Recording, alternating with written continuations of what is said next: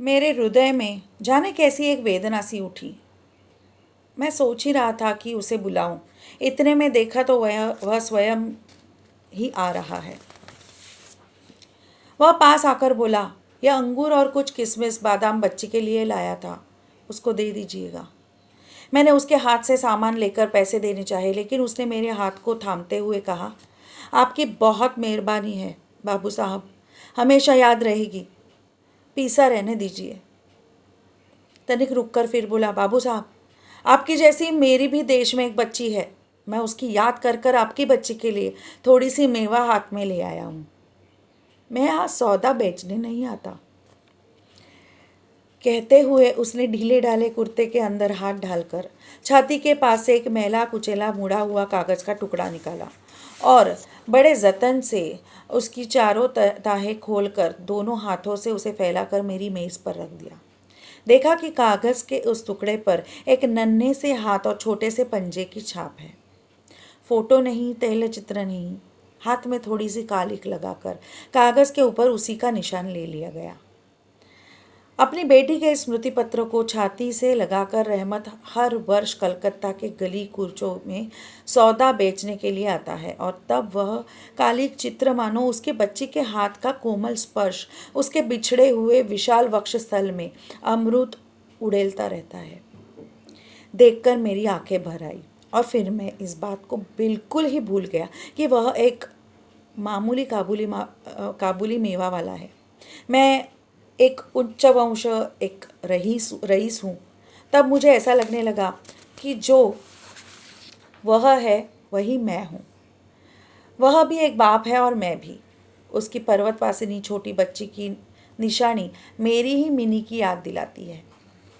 मैंने तात्काल ही मिनी को बाहर बुलवाया। हालांकि इस पर अंदर घर में आपत्ति की गई, पर मैंने उस पर कुछ भी ध्यान नहीं दिया।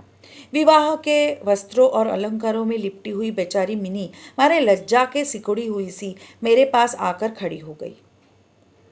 उस अवस्था में देखकर रहमत काबुल पहले तो सकपका गया। उससे पहले जैसी बातचीत न करते बना। बाद में हंसते हुए बोला, लल्ली सास के घर जा रही है क्या? मिनी अब सास का अर्थ समझने लगी थी, अतः अब उससे पहले की तरह उत्तर देते न बना। रहमत की बात सुनकर मारे लज्जा के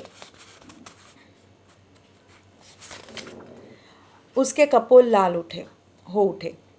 उसने मुंह को फेर लिया। मुझे उस दिन याद आ गई जब रहमत के साथ मिनी का प्रथम परिचय हुआ था। मन में एक पीड़ा की लहर दौड़ गई। मिनी के चले जाने के बाद एक गहरी सांस लेकर रहमत फर्श पर बैठ गया। शायद उसकी समझ में यह बात एकाएक साफ हो गई कि उसकी बेटी भी इतने दिनों में बड़ी हो गई होगी, और उसके साथ भी उसे अब फिर से नई जान पहचान करनी पड़ेगी। संभवतः वह उसे पहले जैसे नहीं पाएगा। इन 8 वर्षों में उसका क्या हुआ होगा कौन जाने। सवेरे के समय शरद की स्निग्ध सूर्य किरणों में शहनाई बजने लगी और रहमत कलकत्ता की एक गली के भीतर बैठा हुआ अफगानिस्तान के मेरू पर्वत का दृश्य देखने लगा। मैंने एक नोट निकालकर उसके हाथ में दिया और कहा, रहमत, तुम देश चले जाओ अपनी लड़की के पास। तुम दोनों के मिलन सुख से मेरी मिनी सुख पाएगी। रहमत को रुपए देने के बाद विवाह के हिसाब में से मुझे उत्सव समारोह के 2-1 अंग छाटकर काट देने पड़े। जैसी मन में थी वैसी रोशनी नहीं कर सका। अंग्रेजी बाजा भी नहीं आया। घर में औरतें बड़ी बिगड़ने लगी। सब कुछ हुआ, फिर भी मेरा विचार है कि आज एक अपूर्व ज्योत्सना से हमारा शुभ समारोह उज्जवल हो उठा। ये थी कहानी काबुली वाला रविंद्रनाथ टैगोर जी की।